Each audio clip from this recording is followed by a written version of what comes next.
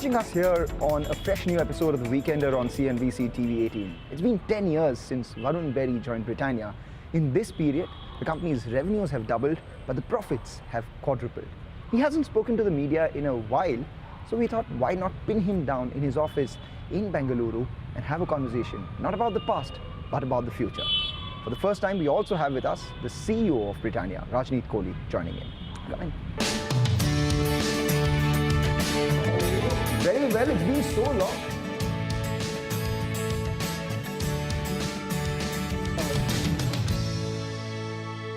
Varun, 10 years at Britannia. I mean, I just was calculating a few years at Pepsi. It's about 17, I guess. 18. 18 years at Pepsi. Yeah. 7 years at Unilever. That's right. 10 years at Britannia. You've worked for longer than I've been born. Do you realize that?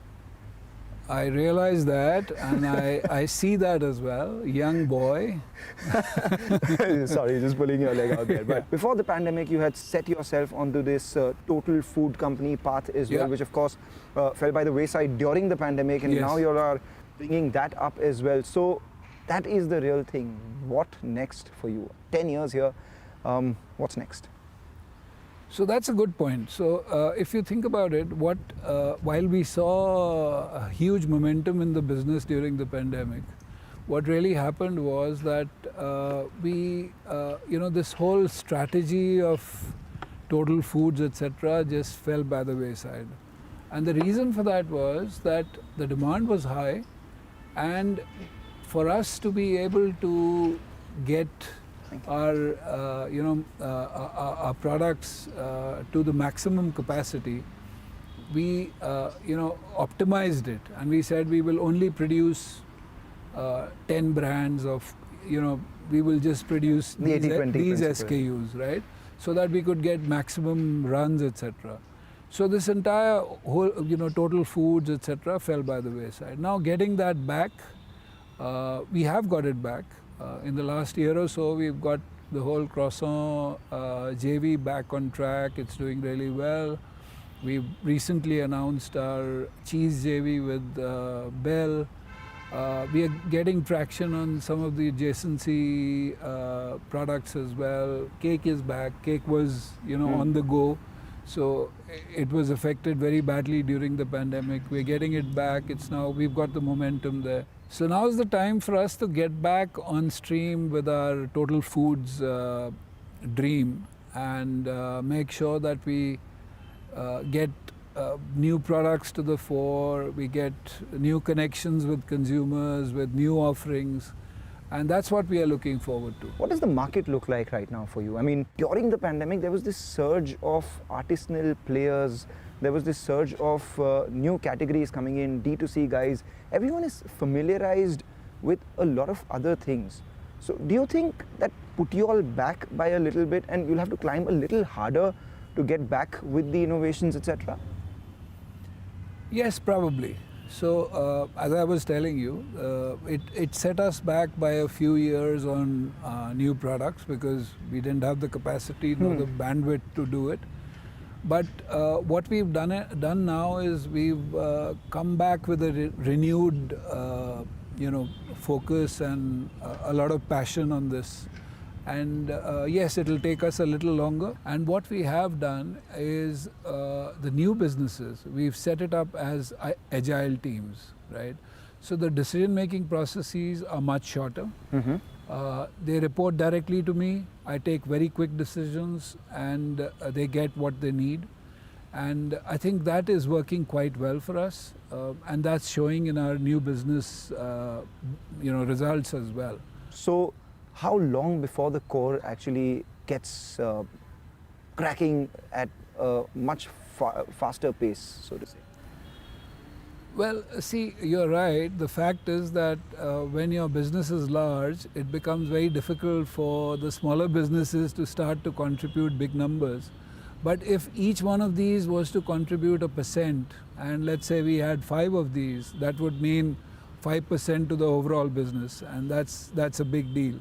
But we are hoping that that 5% becomes 10% over the years, and we are able to get, more and more to the pie. So your core grows at about 10% volumes. That's what you've, your aspiration has been medium to long term. The adjacencies add in another 5%, growing faster than the base. So, increasing in contribution. Your international business grows a little faster than that. And then you have some cream, so to say, coming on top from maybe some newer categories that you enter, your capacities, etc. Are we looking at mid-teens, high-teens sort of growth for the next foreseeable future? Well, that's the aspiration, Mangalam, for sure. If I was to write a strategic plan for the next 10 years, that would be my target. What other things would your strategic plan include? Well, you know it all. See, I've not made any dramatic changes from a strategic standpoint ever since I joined, right? It's been incremental, it's been more of the same, but with renewed focus and renewed execution. So I would keep the same. It's all about getting into other categories, growing the core, but also getting into new categories, growing those faster, making sure that we will not be able to get the kind of profit growth that we've seen in the past, but making sure that you inch your way up even in profitability. You said that profitability may not grow as fast as it has grown in the past, of course, on account of the high base as well.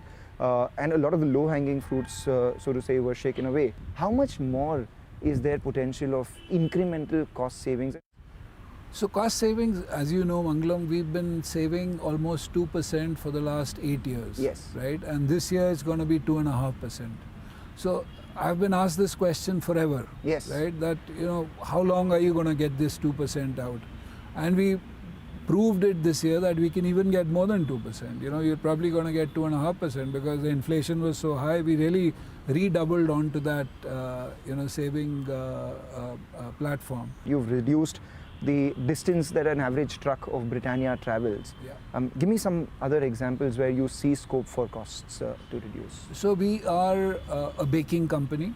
A lot of cost in energy itself because we bake products. There's a lot of energy which is required.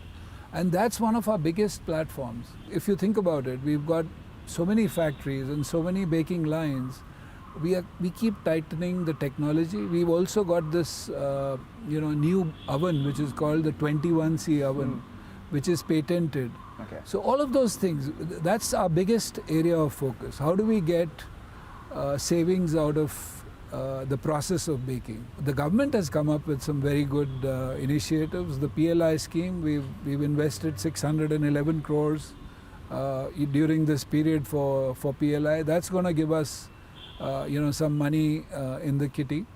Similarly, the new technologies that we are bringing are giving us savings, not just from a baking perspective, even from a labor perspective, reducing labor, automating our machines, etc. So now with the gross margin benefits coming to you and all these incremental cost benefits that you are looking at, are we looking at EBITDA back to the 19% plus levels that we once saw during the pandemic when things were good for you in terms of cost and demand?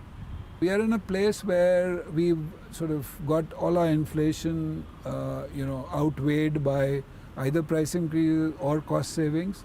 So we are in a good place, and I think we are pretty much, at the level that we were at the pre-COVID kind of levels. I was looking at your ad spends. As a percentage of sales, it's still very measly as compared to some of the other FMCG companies, etc. as well. I mean, 3 to 4%. Now that things are okay, are you looking at increasing them as a percentage of your sales? So yes, our ad spends did, take a back seat during the pandemic. We are not a category which spends too much money on ads, and because of the size, even a 4%, 4.5% means there's enough money to give the right kind of weightage to most of our brand. For the new categories, for the new innovation products, even within core categories, we spend a lot of money. And if that's the way we have to get our brands in front of the consumers, we will do that. What's your ideal revenue mix coming in from biscuits and the non-biscuit portfolio? How much that comes from dairy and all the NPDs that you keep talking about, new products, etc., which currently are about 3.5%.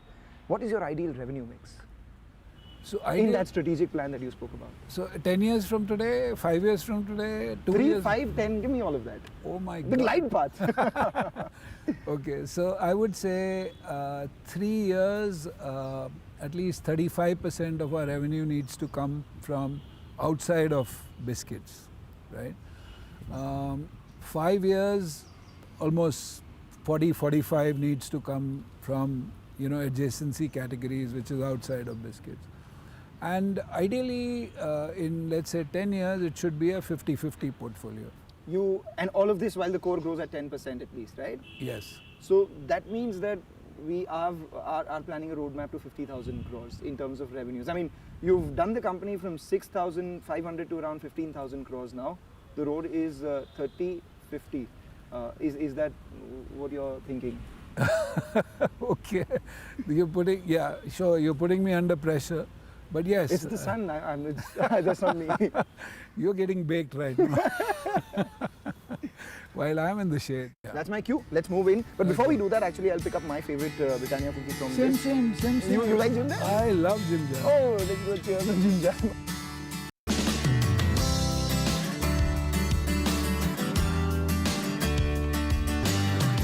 There's this trend of people moving towards healthier products, less sugar, less gluten. Do you think this is a structural mega trend for the next generation of customers? Or do you think this is just one set of customers for which you have to make products? So I think more of the latter. But yes, there is that tip of the pyramid which is looking for very different, very healthy offerings. So that's what we are looking at. We're looking at differentiated offerings which are there but not distributed across the 6.3 million outlets that we get to. How long before UP becomes indexed to the national average that you have, and not just UP, all the other states that you're focusing on, the Hindi belt?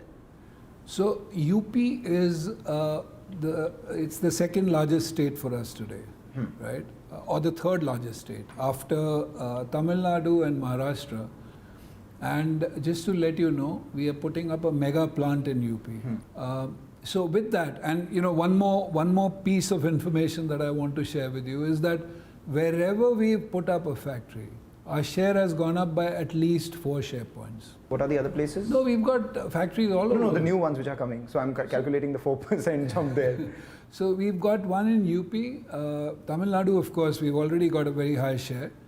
We've got one factory coming up in Bihar, where also our share is much more than what it is in the other parts of the Hindi belt, but we are looking forward to growth there as well. Overall, Hindi belt, everywhere we've not made the same kind of progress that we made in UP. There are some states where we haven't made enough progress, namely Rajasthan and Madhya Pradesh are two states where we really have to make sure that we get more traction. In fact, just to talk, tell you about my experiences. Rajasthan is the only state where I was down to a village and I was doing a market visit, and I met this outlet owner and I was talking to him. Usually I go and talk to these guys and say, would you buy Britannia products? And everyone says, yeah, if you go to a small village, someone will say, koi aata nahi hai, agar aayega to khareed lenge, Britannia to badi company hai, and all that. But here, the guy didn't know Britannia. He said, Britannia? Wo kya hota hai? We only know Parle G. So that was a shock, right? And we... How long ago was this? This was about 3 years ago. Okay. So that's one state where we really have to make very, very... we have to redouble our efforts to make sure that we get to where we want to, and similarly Madhya Pradesh. So there are pockets where we still have to do a lot of hard work, and hence there's a lot of juice in the Hindi belt. Speak about juice, my mind automatically goes to the dairy part of the business. I mean, the challenges that you're facing out there, the opportunities, where do you see that business? Now with our own factory coming up, with efficiencies coming to the fore, our joint venture with Bell, etc., we are really looking forward to it. I think that's one category where we can make great progress in terms of taking our business multifold to where it has been. And you know that we've been in this business for 25 years, but we haven't even cracked $100 million till now, right? So hopefully with all this happening, the back end, the joint venture and all of that, we should be able to build a reasonably large business for ourselves in dairy. Define reasonably large. So I would say in 5 years we should be touching we should be over 2,000 crores in terms of turnover. They say that, it is difficult to sustain outperformance every time. How do you keep yourself motivated? How does the chairman keep you motivated? Well, the chairman and me, we've developed a great relationship over the years, and frankly, we motivate each other, and it's not anything else. I think it's the business which motivates me. It's the progress that we make on the business. So for now, you're here for good? I'm here till I'm enjoying what I'm doing. I think that's what matters to me. And I don't see myself not enjoying this in a hurry. So I'm here, for some years. And are the Wadias here as well for this business? Nothing happening in Britannia, right? They love this business. So Mr. Wadia just loves Britannia. In fact, he tells me that when he wants to relax, he sets up a meeting with us. He says it's so relaxing to have a Britannia meeting, and so he just loves this business, and he's going to be very closely associated with this business for a very long time. Right, and even their future generations, etc., all of them and stuff. You are looking at other parts of the Wadia group, etc., as well. Word on the street is that they consider you as important to the Wadia group as they would consider Mr. Chandra to the Tata group. Is that? I think that's not even a fair comparison. Mr. Chandra has a lot more credibility than I can ever have. You've also given day-to-day responsibilities of the company to Rajneet Kohli. Yes, so he is he's joined us about 3 months ago, and he comes with great credentials with Coke and Domino's. So he's here. He's been wetting his feet and understanding the company and the operations. And yes, he's going to do the day-to-day running of the company while I continue to do the overall tutelage. He's here, so should I take the liberty of, or rather the audacity of asking him to? Yeah, sure. Let's do that. Let's do that. Hey. Hi, Manglam. How are you? Finally. Yes. Pleasure.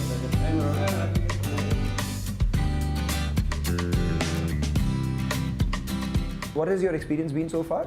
Mangalam, firstly, it's been amazing 3 months for me. I mean, you're not just saying that because Varun is next to you, right? Well, yes and no. Yes and no. That's interesting. No, but to be very honest, I don't believe that I've been here for 3 months. The welcome it's been amazing welcome. And in the last 3 months, my agenda was very simple and discussed with Varun was, 3 things to look at. One is to listen, learn, and connect with people. And eat as many cookies as you can. Yes, that's a privilege of the job as well. You also have worked at Jubilant Foodworks before.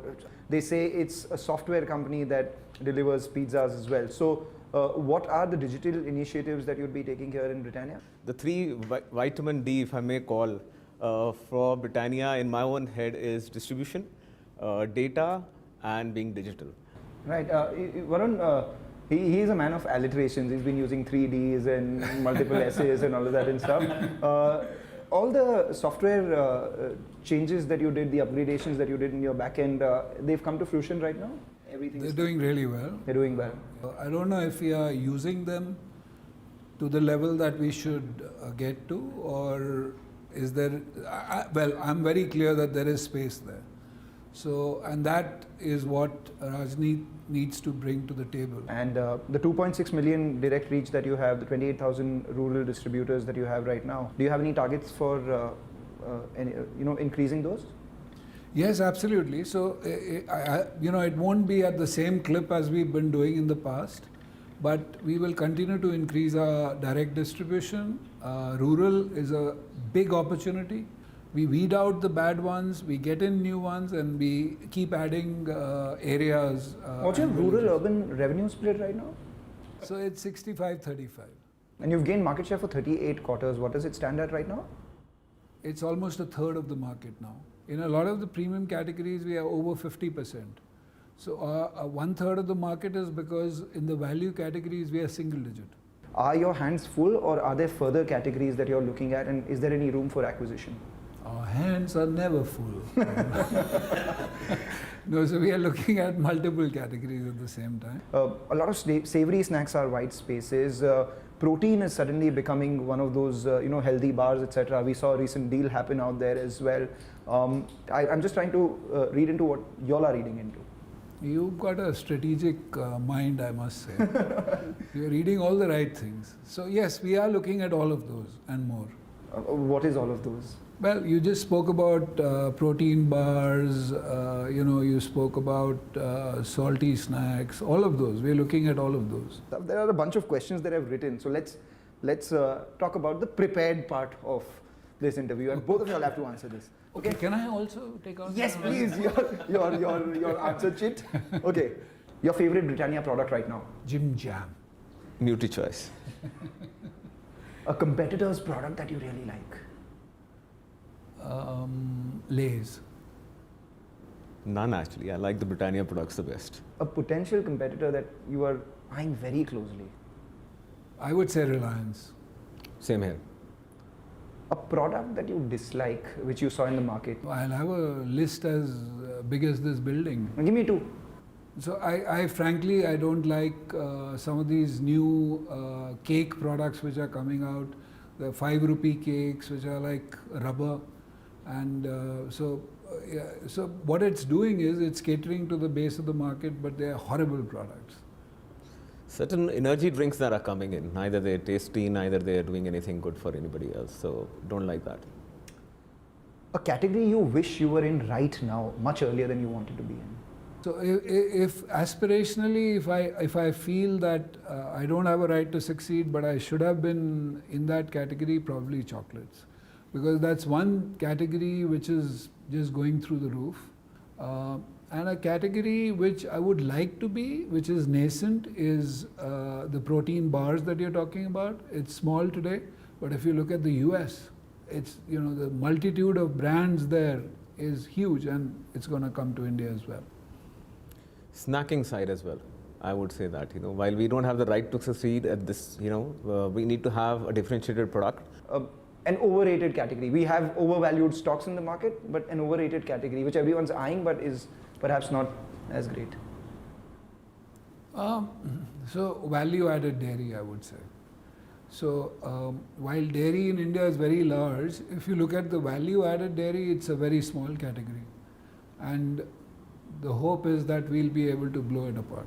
What have you learned from Varun in the last 3 months? Lead with humble confidence. And what is the one thing that you learned from him in the last 3 months? To learn well. That was a great one.